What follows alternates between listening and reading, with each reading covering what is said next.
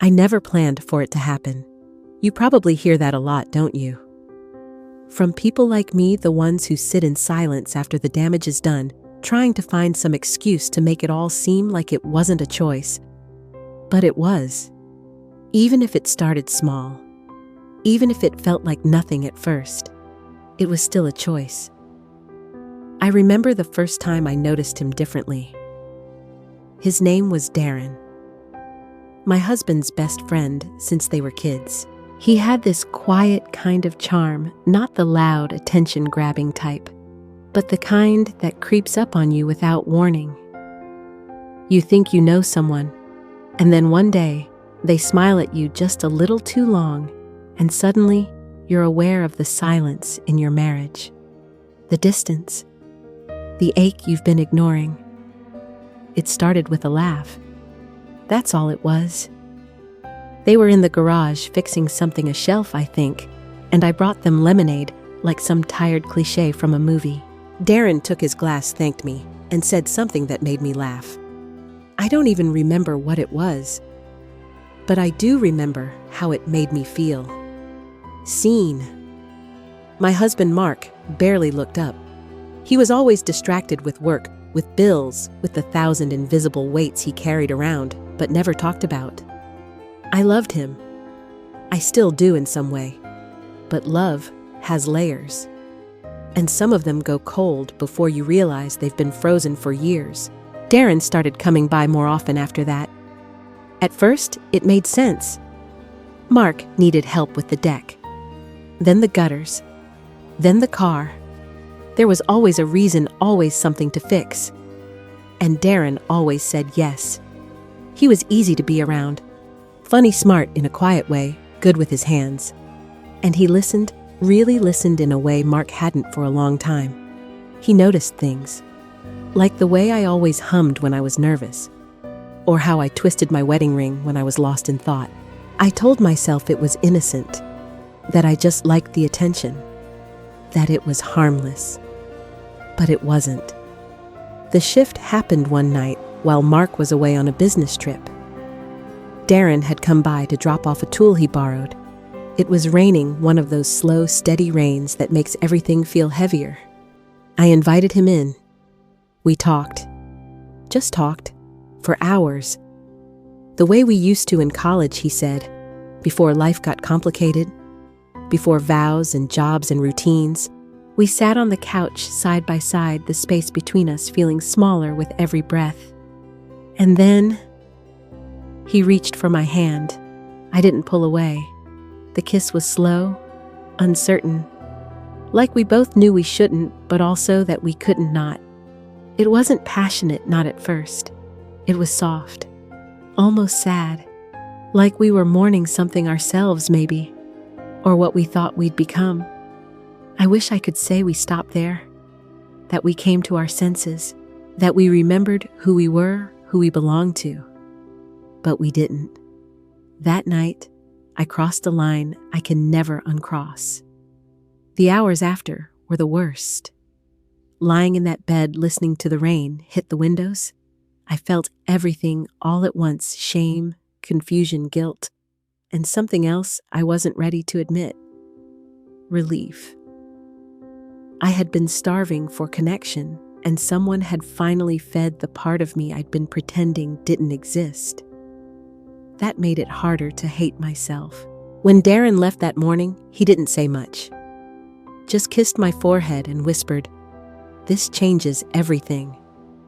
And it did. Because a week later, he showed up at our door. Not as a friend, but as a man who'd made a decision.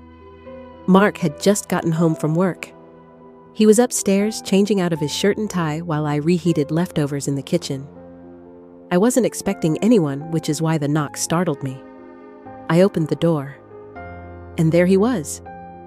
Darren, soaking wet, no umbrella, no warning, just standing there, like he had every right to show up, like he hadn't lit a match and walked away. My heart stopped. "What are you doing here?" I whispered, stepping out and pulling the door mostly shut behind me. "I needed to see you," he said. His voice was calm, but there was something urgent in his eyes, like he was holding back something explosive. "Not here," I hissed. "He's inside." Darren glanced toward the door. "Then tell him." My breath caught. Tell him what, Darren? That I broke his trust? That his best friend crossed the one line you're never supposed to cross? He stepped closer, water dripping from his jacket. Tell him that it wasn't a mistake. I stared at him frozen, because that was the truth I hadn't said aloud. It wasn't a mistake. It was wrong, but it wasn't random, and that made it worse. "I can't do this right now," I said. "Please, just go." For a long second, I thought he would argue, but he nodded, once jaw tight, and turned away.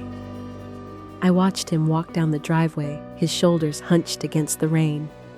I didn't sleep that night. Again. Mark noticed something was off. He always did, even when he didn't say anything. That was his way, quiet observation. He'd ask questions in the most casual tone, never pushing, always watching. "You okay?" he asked the next morning over coffee. I nodded. Too quickly. Just tired. He didn't push, but I saw it in his eyes, that flicker of doubt, of curiosity. He knew something had shifted. He just didn't know what. And Darren. He stayed away. For a while. But silence doesn't erase what was said or what was done. He texted a few times, short messages. I meant it. You don't have to keep pretending. Do you ever think about that night I didn't respond? Because I did think about it, constantly. I thought about the way he touched me, the way he looked at me like I was still worth something. I thought about the guilt that came in waves, sometimes drowning, sometimes distant. I thought about Mark, about how he trusted me with everything, and how I broke that without him even knowing it. One night, Mark came home late. He was quiet. Not angry, not exactly, but distant in a way that felt different from before. "We need to talk," he said, and those words, simple, heavy, hit me like a punch to the chest. He sat down across from me at the kitchen table. "Is there something I should know?" he asked. Calm, measured. I wanted to lie. God, I wanted to lie. To protect him. To protect me.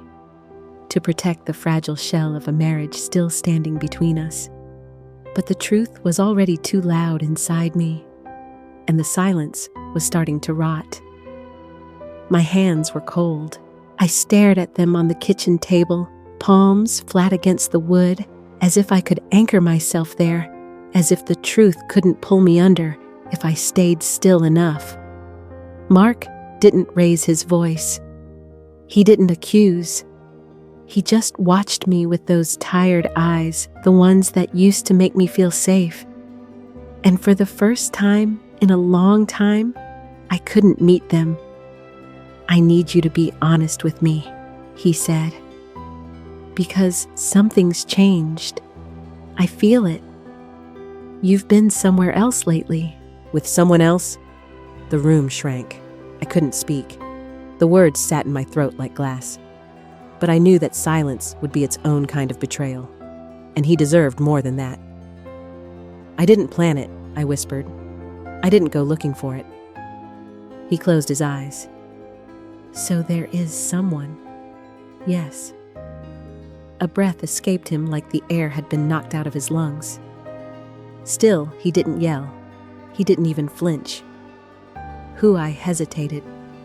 He already knew. He just needed me to say it. "Darren," I said. The word barely left my lips. Mark leaned back, staring at the ceiling like he needed help holding up the weight of what he'd just heard. "My best friend," he said slowly. "Of all people. I didn't mean for it to happen, but it did." He stood up, walking to the window, resting a hand against the frame. Was it just once? Yes. He turned toward me, but it meant something. It wasn't a question. I didn't answer, because the truth was too complicated for yes or no. Because saying it meant something was both too much and not enough. "I can't even picture it," he said.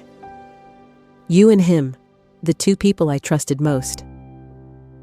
His voice cracked, and that was worse than yelling, because Mark never broke. He held everything in, kept his world together with sheer will, and I had fractured it with a single night. "I'm sorry," I said. "I know," he replied. We didn't speak for a long time after that. He didn't ask me to leave. He didn't storm out. We just coexisted, like strangers in a house filled with ghosts. Darren tried to contact me again. He called, left a voicemail. I didn't listen to it. I deleted it without pressing play. Whatever he thought we were, it couldn't exist anymore. Not here. Not like this. One afternoon, I found Mark in the garage, sitting in silence, staring at the wall. "I don't know if I can forgive you," he said quietly. "I'm not asking you to," I replied. I needed you to know the truth." He nodded, but didn't look at me. "I think that's what hurts most, that you didn't tell me first, that I had to feel it before I knew it. There's a kind of grief that doesn't come from death. It comes from disappointment, from knowing that the person you built your life with has let you down, not in some dramatic, violent way, but in a quiet betrayal that changes the shape of everything. We didn't separate, not officially, but something between us did. We were still there in the same house, still ate dinner together, still folded laundry, talked about bills, locked the doors at night. But the warmth, it had been drained, and in its place was something colder, something polite, something broken. There's a strange kind of silence that follows a betrayal, not loud, not immediate. It's like fog. It seeps in slow. You don't notice it until everything is wrapped in it. Mark and I moved through our days like actors reading a script we'd forgotten how to believe in. Breakfast, work, chores, bed. The rhythm was still there, but the music was gone. Sometimes I'd catch him staring out the window, jaw-clenched eyes far away. I didn't ask what he was thinking. I already knew. He was wondering if I still thought about Darren, if I missed him, if I wanted him. And the truth, I didn't know the answer. Because missing Darren wasn't about the man. It was about the moment. About how I had felt seen, not loved, not respected, but noticed. Like a person again, not just a role. Mark didn't touch me for weeks, and when he finally did one night quietly without a word, it was different. Not tender, not angry, just distant. Like he was trying to reclaim something he wasn't sure he still owned. And I let him, because I wanted to feel wanted, because I wanted to believe we could find our way back. But afterward, I cried in the shower, and he sat alone in the dark. One evening, while folding laundry, I found an old photo of the three of us, Mark, Darren, and me, taken during a beach trip years ago. We looked happy, honest even, before time and silence chipped away at everything. I held it in my hands for a long time. Then I tore it in half. I didn't do it out of anger. I did it because the image didn't feel true anymore. Because sometimes letting go means acknowledging that something is already gone. A few days later, Mark told me he was going to visit his parents for the weekend. Alone. I didn't ask why. I didn't need to. When he left, the house felt too quiet, too still. I sat in the living room that night, the lights dim, listening to the clock tick like a metronome for memories I didn't want. My phone buzzed once. A message from Darren. I know I ruined everything, but I still think about you, about that night. I'm sorry. I stared at the screen. And then I did something I hadn't done in months. I replied, I don't hate you, but we were never meant to survive that moment. He didn't respond, and that silence was the closure I didn't know I needed. Mark came back on a Sunday afternoon. The sun was low, casting long shadows across the hallway as he dropped his bag by the door. I was in the kitchen brewing tea I wouldn't drink, staring at nothing. He walked in quietly, like a guest in his own house. We didn't hug. We didn't speak right away. He sat across from me and looked at me for a long time, really looked as if searching for someone who used to be there. I've been thinking, he said. I nodded. My throat tightened. I can't keep pretending, he continued. Not for me. Not for you. A pause. I still love you, he said, but I don't trust you. I looked down. That sentence, so honest, so simple, cut deeper than any shouting ever could. I don't blame you, I whispered. That's the problem, he said. You don't. Because you never really made a choice. You let it happen. You let the silence do the deciding. He was right. I hadn't chosen Darren. I hadn't chosen Mark. I'd stood at the center of a slow collapse and told myself I was a victim of loneliness, but really, I was just too afraid to act, to fight, to decide. What happens now, I asked. I don't know, he said, leaning back in his chair. But I think we need space, real space, not silence, not distance under the same roof. Time apart. I wanted to argue, to plead, but I couldn't bring myself to say the words, because maybe space was the only honest thing left between us. We agreed he would move out for a while, stay with his brother, figure things out, not as a punishment, but as a pause. A breath in the middle of a long, suffocating sentence. When he left, I stood at the window and watched his car disappear around the corner. And then I cried, not just for what I had lost, but for what I had broken, for what I had allowed to decay one unspoken word at a time. That night, I walked through the house like it was a memory I hadn't yet accepted was over. The rooms felt emptier, quieter, like they were grieving too.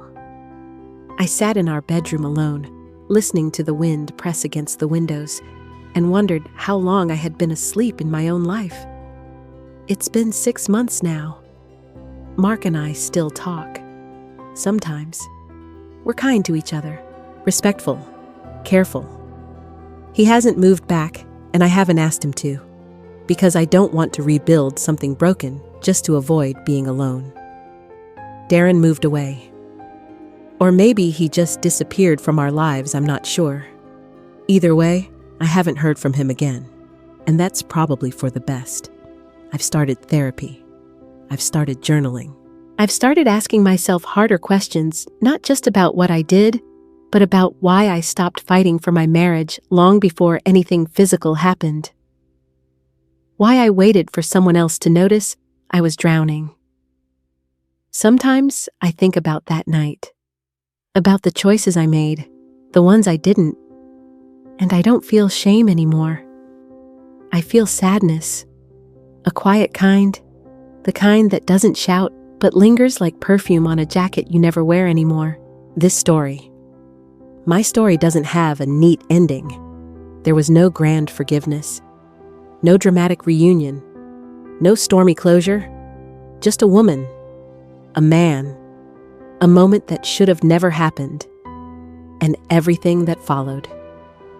If you're listening to this, maybe you're hoping for a reason, for a lesson, something to hold on to. Here it is. If you ever feel unseen, say something. If you feel unloved, ask why. If you feel lonely, don't look for a rescue. Look for the truth. Because the line between aching and acting is thinner than you think.